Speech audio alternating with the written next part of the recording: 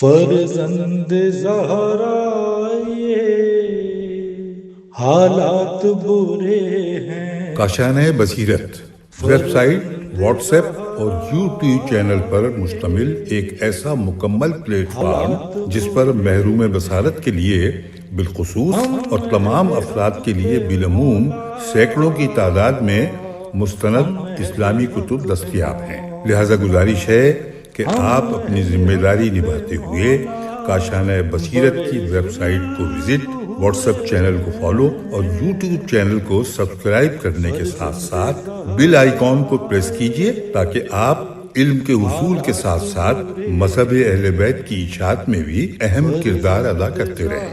کاشانۂ بصیرت۔ حالات برے ہیں۔ السلام علیکم ورحمۃ اللہ وبرکاتہ۔ سامعین، آپ سماعت فرما رہے ہیں علامہ اقبال، انقلابی مفکر و مصلح۔ علامہ اقبال کی یاد میں منعقدہ بین الاقوامی سیمینار کے افتتاحیے میں حضرت آیت اللہ سید علی خامنائی کی تقریر، جو کہ تہران یونیورسٹی میں کی گئی، جس کا ترجمہ مولانا سید شہنشاہ حسین نقوی صاحب نے کیا۔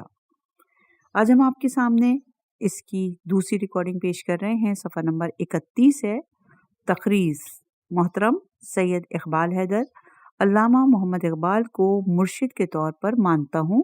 رہبر معظم سید علی خامنائی۔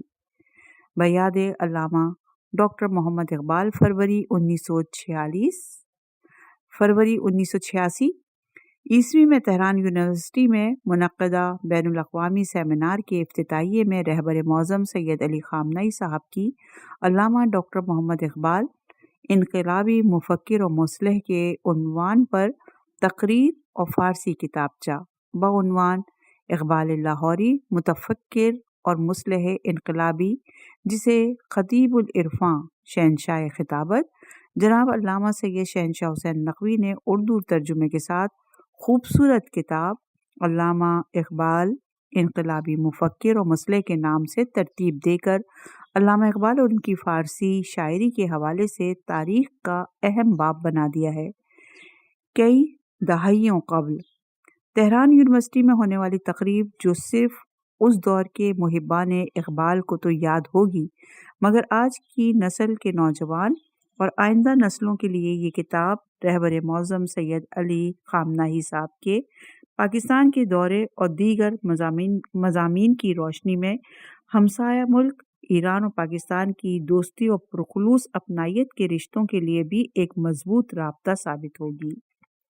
اس عالمی سیمینار میں علامہ اقبال پر گفتگو کرنے والے کوئی عام انسان نہیں، رہبر معظم سید علی خامنائی صاحب ہیں، جن کی ذات گرامی کی خصوصیات، کشش اور جاذبیت اور روحانیت مجبور کرتی ہے کہ انہیں مانا جائے کہ وہ صرف اسلامیات و فقہ ہی نہیں بلکہ جس موضوع پر بھی بولتے ہیں تو ایسا لگتا ہے کہ اس شعبے کا کوئی محقق اور اس میدان کا کوئی ڈاکٹر بول رہا ہے، اور جہاں عالم دوراں اور مراجع وقت ہیں، اسی کے ساتھ ساتھ ایک بہترین خطیب، ذاکر اور ادیب بھی ہیں۔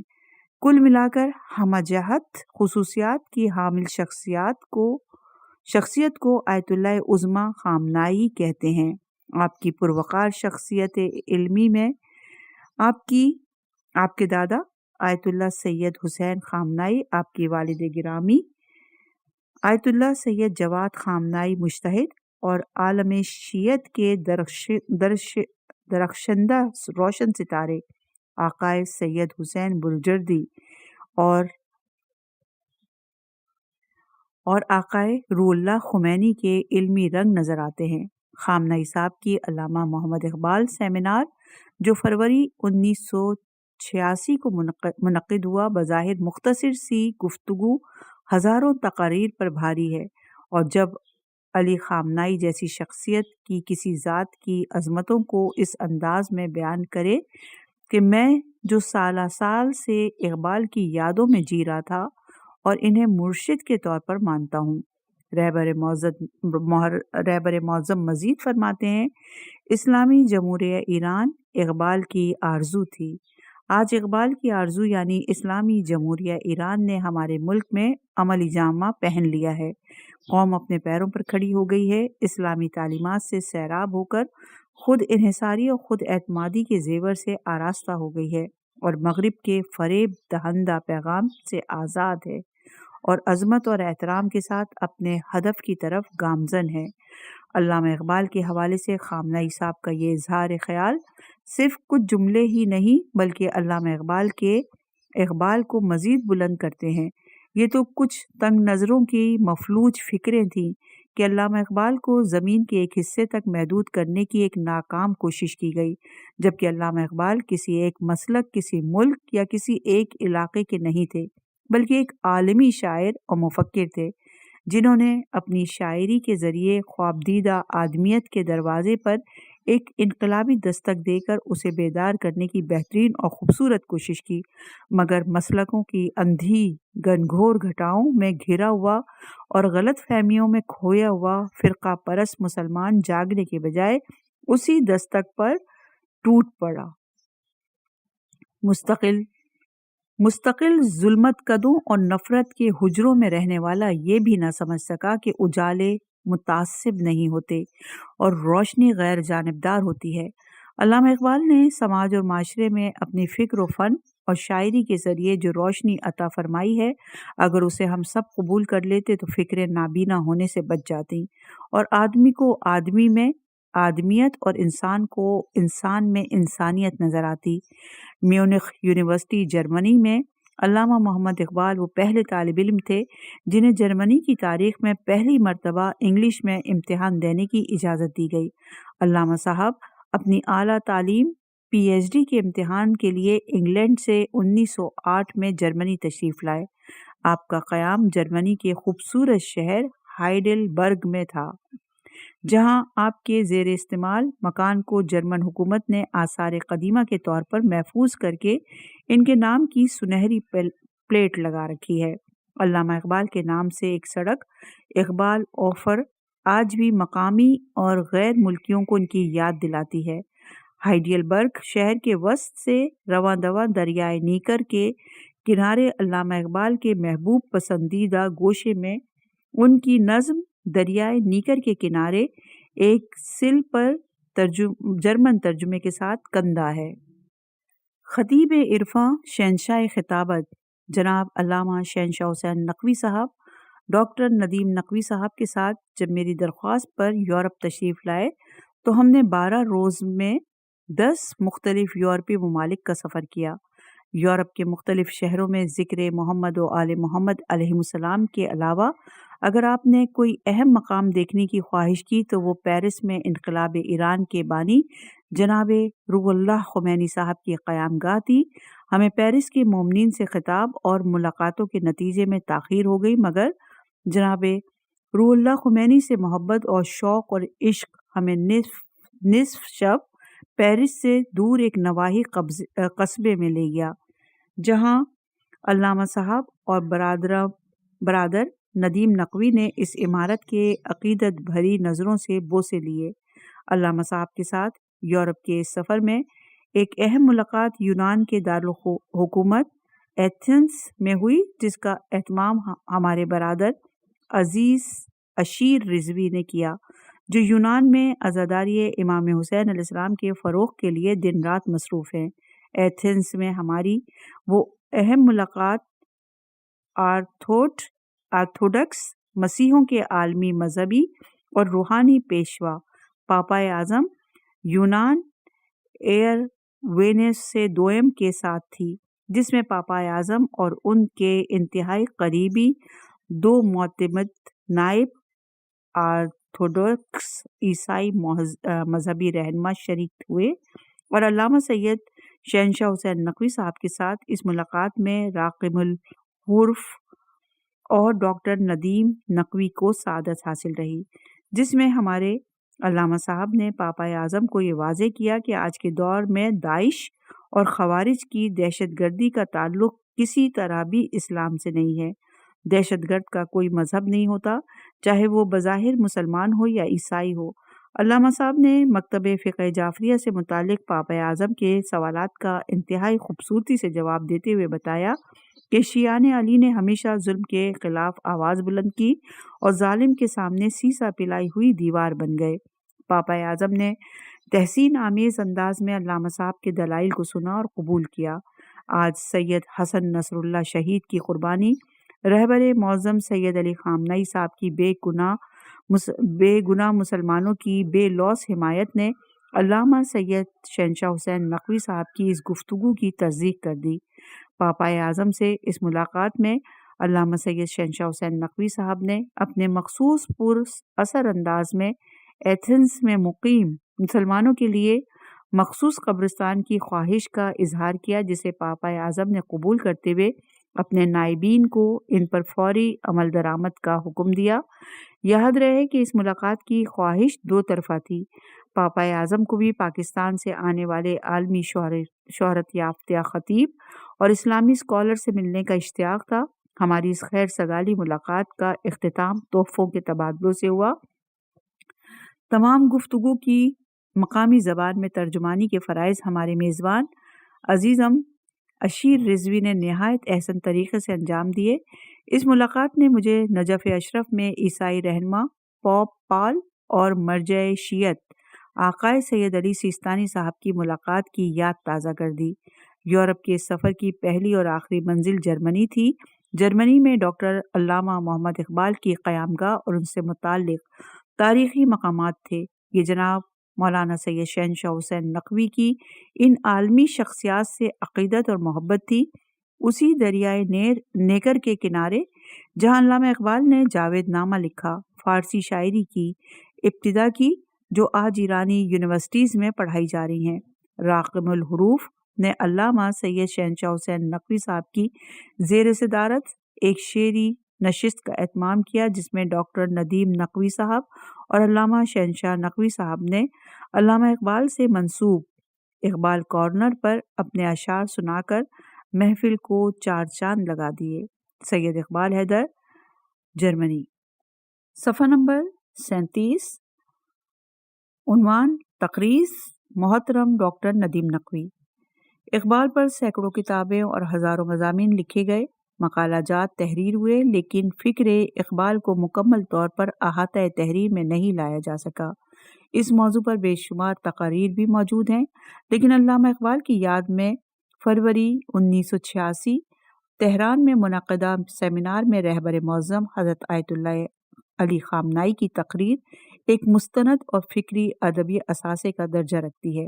یہ بات نہایت افسوسناک ہے کہ بحیثیت قوم ہم نے اپنے دانشوروں خصوصاً اہل قلم کے ساتھ انصاف نہیں کیا اور اس زیادتی کا شکار اقبال بھی ہوئے۔ اقبال کی فکر اور نظریے کا پرچار کر کے جو کام ہمیں لینا چاہیے تھا ہم انجام نہیں دے سکے۔ روشن خیال اسلام کا جو رخ علامہ اقبال کی شاعری کے ذریعے عام کیا جانا چاہیے تھا اس پر کام نہیں ہوا۔ نتیجتاً وہ ملک جو اسلام کے نام پر وجود میں آیا فرقہ واریت کی بھینٹ چڑھ گیا اور ملائیت نے ایسے پنجے گاڑے کہ نظریہ پاکستان کی بنیادیں ہلا کر رکھ دیں۔ پاکستان اور ایران دو برادر اس ہمسائے ملک ہیں جن میں کئی مشترکات موجود ہیں۔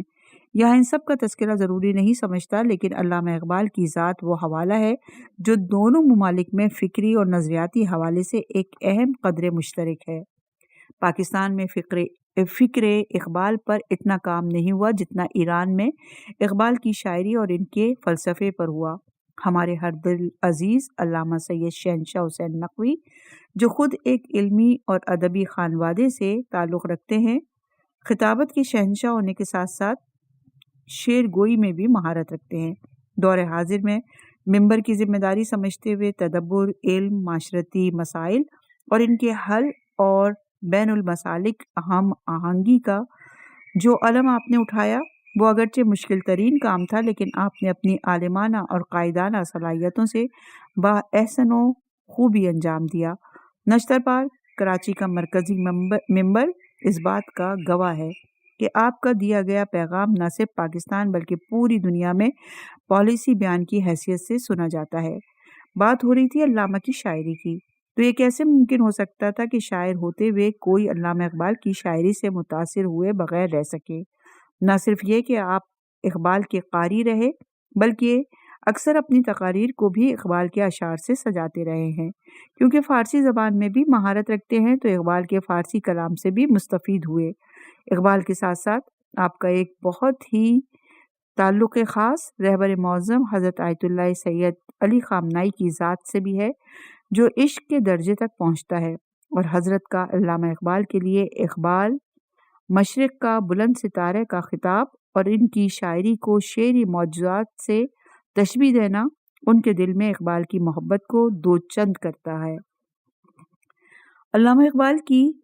علامہ صاحب کی اقبال سے انسیت کا احوال یہ ہے کہ گزشتہ 2 برس سے شعبان کی محافل کے سلسلے میں یورپ جانے کا اتفاق ہوا۔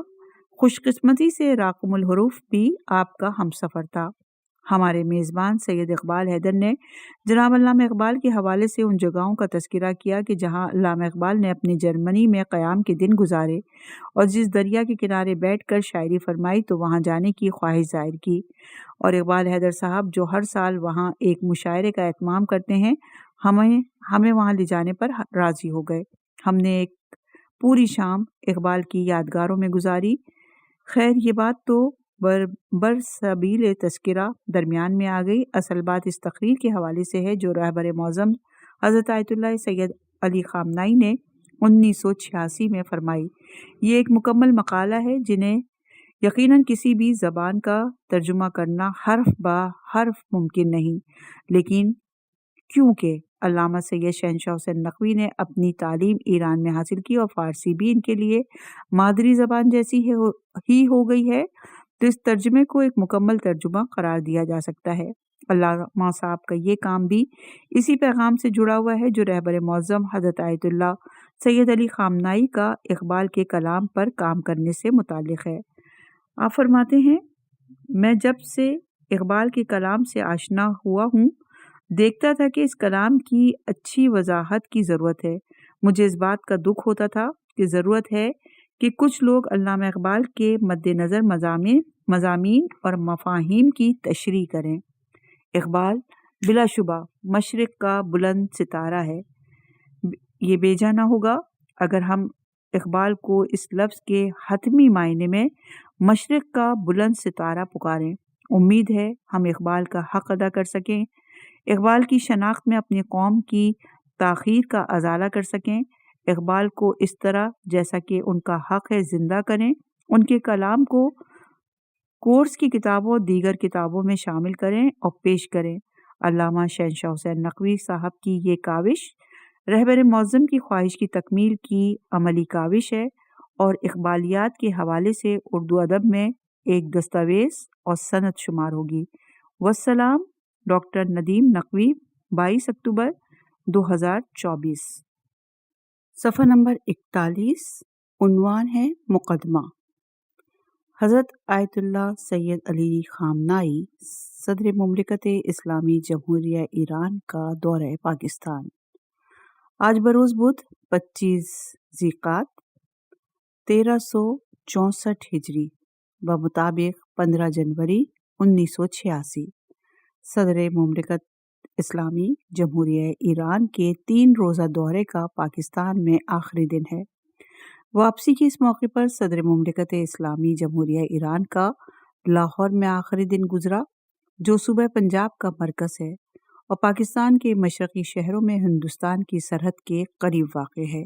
یہ پاکستان کا دل بھی کہلاتا ہے اور تہذیب اور ثقافت کے اعتبار سے پاکستان کا دارالحکومت ہے۔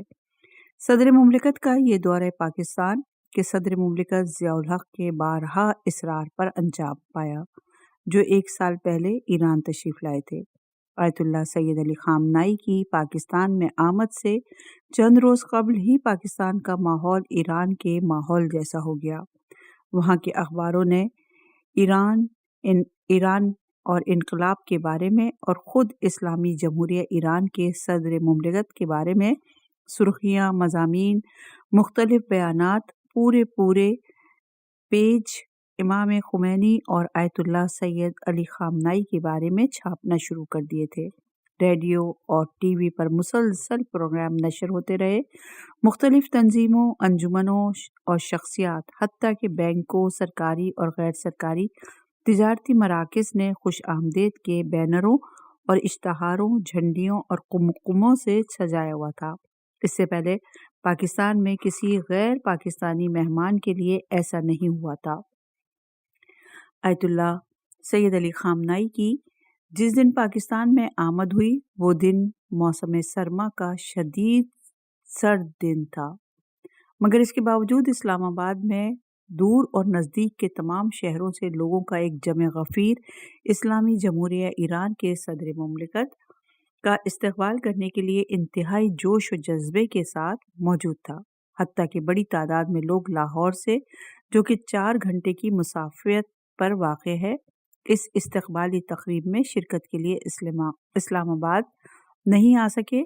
پھر آیت اللہ سید علی خامنائی کی لاہور آمد پر زندہ دلانے لاہور کا استقبال دیدنی قرار پایا۔ لاہور جو کہ پاکستان کا دل ہے، تو سالہ سال سے علامہ اقبال کی آرزو کی تکمیل کا منتظر ہے۔ یہی علامہ چاہتے تھے کہ اس ایک اسلامی حکومت تشکیل پائے اور پاکستان اس کا فعال خطہ ہو۔ ایران کے سب سے بڑے منصب پر فائز یعنی صدر جمہوریہ اسلامی ایران کا پاکستان میں پاکستان کی تشکیل کے 30 سال کے بعد یہ استقبال، جبکہ اسلامی جمہوریہ ایران کی تشکیل کو 7 سال گزر چکے ہوں گے، یہ پہلا موقع تھا کہ ایران اور پاکستان میں ایسا منظر نظر آ رہا تھا، جبکہ اس وقت ایران اور عراق کی جنگ اور مختلف ممالک کی طرف سے ایران پر سیاسی دباؤ، خاص طور پر امریکہ اور امریکہ نواز ممالک کی ایران کے خلاف ریشہ دوانیوں، اس وقت تمام عالمی منظرنامے میں ایران کے سربراہ کا جو ایک عالم دین بھی ہے، پاکستان آنا اور اس شان سے آنا کہ اسلامی اور مسلمانوں کی تاریخ میں ایک بہت بڑی کامیابی شمار کیا جائے گا۔ ایسے میں اچانک خبر آتی ہے کہ صدر مملکت اسلامی جمہوریہ ایران لاہور نہیں آ رہے۔ یہ خبر غیر حتمی تھی، مگر اس نے لوگوں کے جوش اور جذبے میں اور غصے میں اور پاکستان اور ایران اور پاکستان دشمن طاقتوں سے نفرت میں اضافہ کیا۔ مرد آباد امریکہ کے نعروں سے لاہور گونجنے لگا۔ یہ گویا ایسا ہی منظر تھا جیسے آیت اللہ خامنائی بھی اس مہینے میں ایران کے مہرآباد ایئرپورٹ پر تشریف لائے تو پاکستان استقبال کرنے والوں کا جوش اور جذبہ دیکھا گیا۔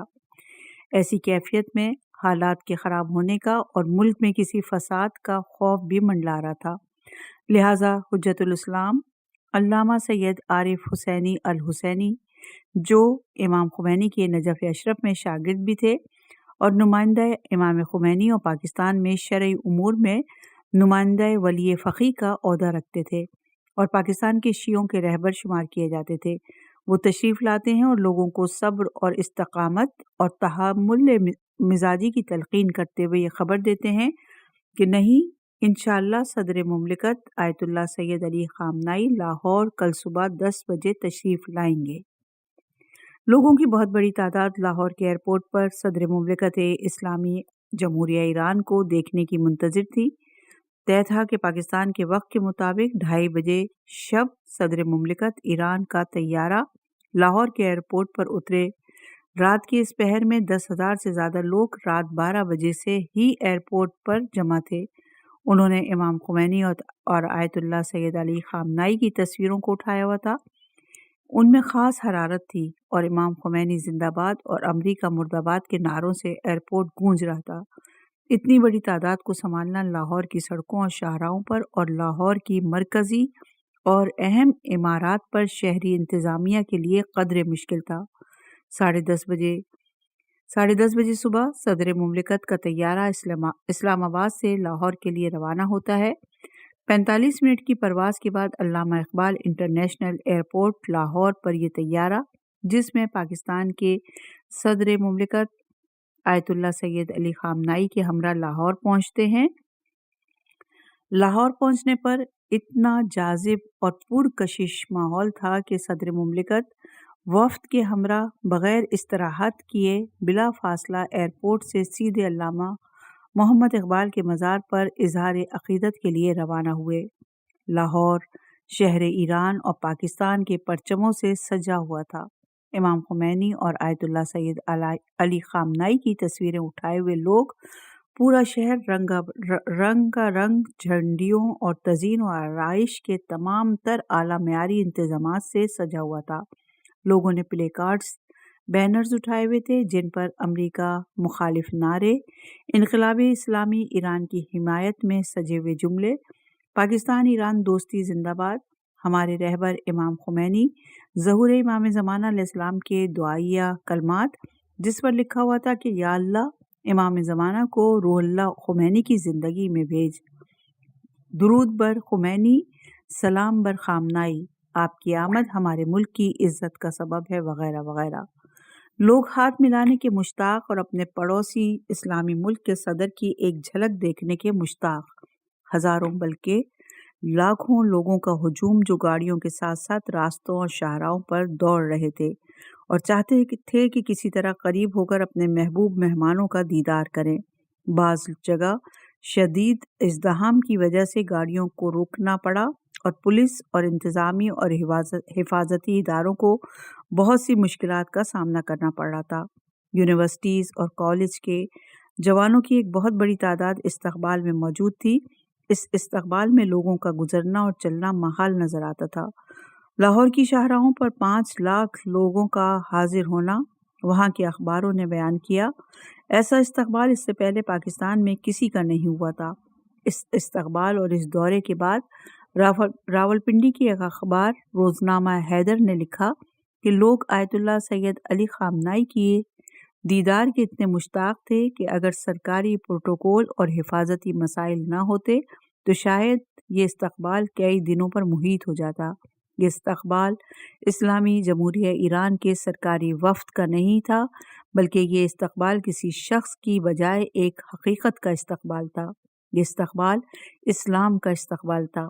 یہ استقبال اسلامی جمہوریہ کا استقبال تھا۔ لوگ اسلام سے محبت اور اسلام کے نمائندوں سے والہانہ عقیدت رکھتے ہیں۔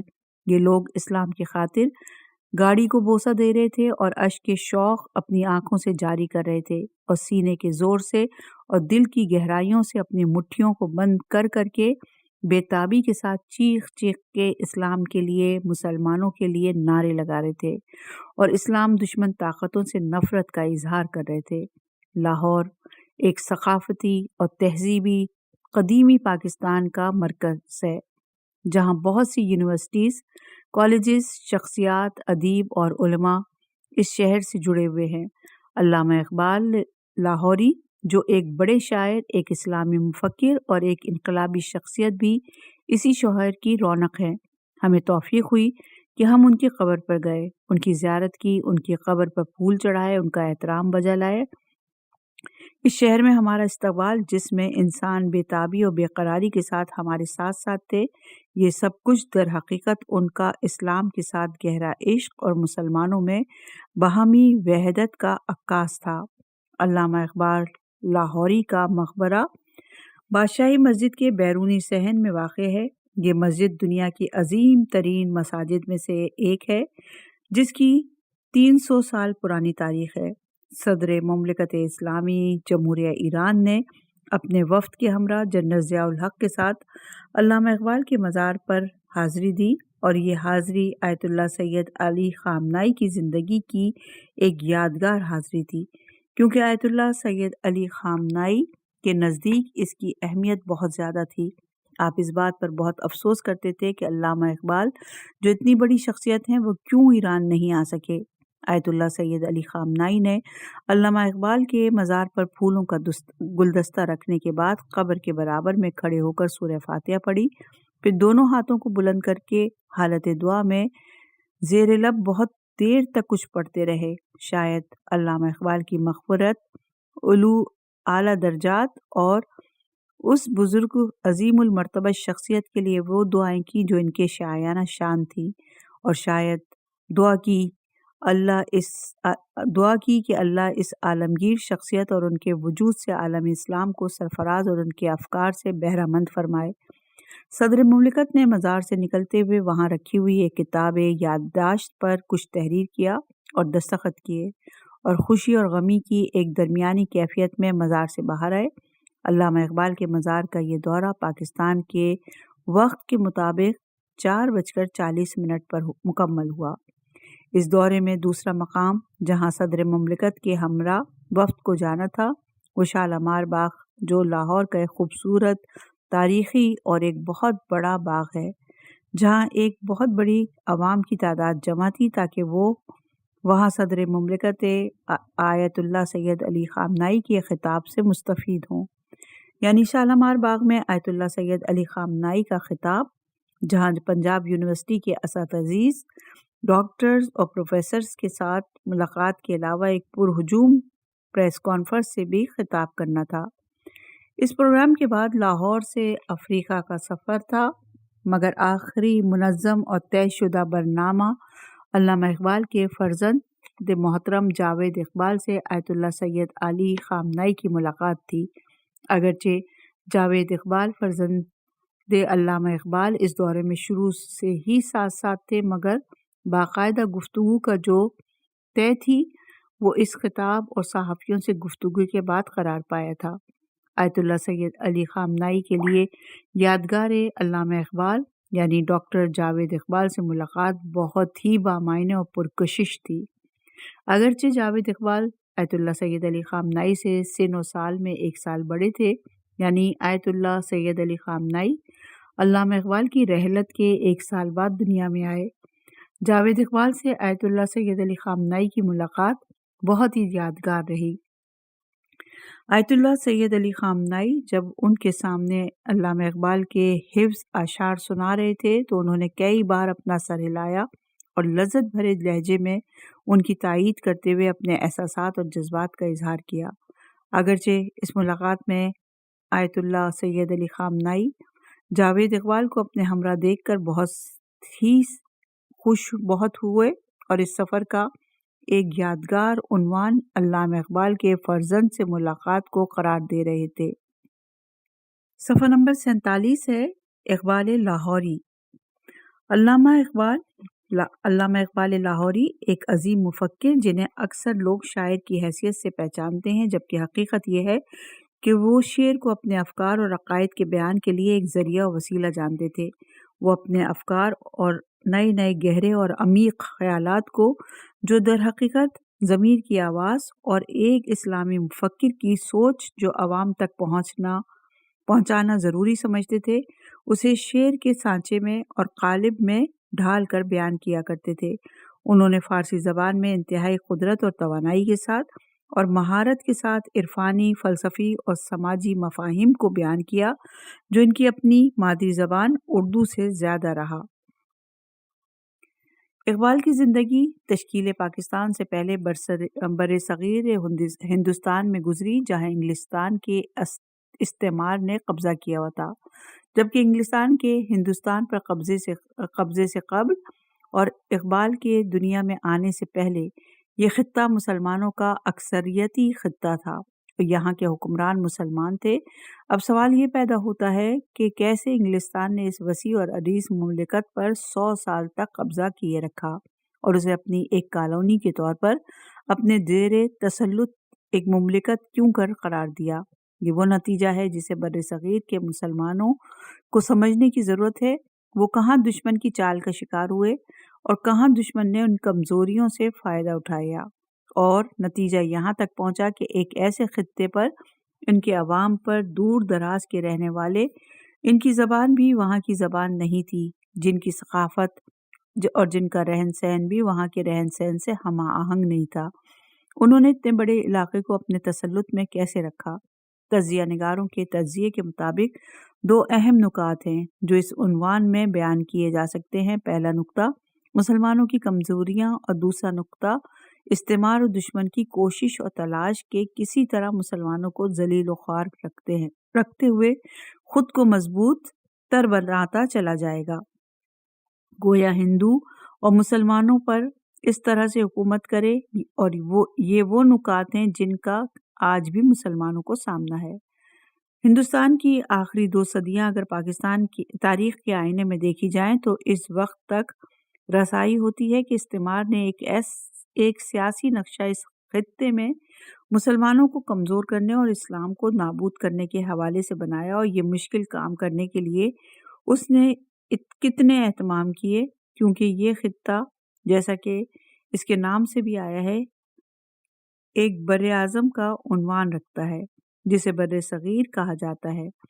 ایک بہت بڑا علاقہ ہے جس میں مسلمان ہندوؤں اور سکھوں کے ساتھ رہتے ہیں، جہاں شرک آلود مذاہب اور مختلف ادیان پائے جاتے ہیں، جہاں انگلستان کے نظریات کے ساتھ اور وہاں موجود مذاہب کے ساتھ اسلامی تعلیمات کا اختلاف پایا جاتا ہے۔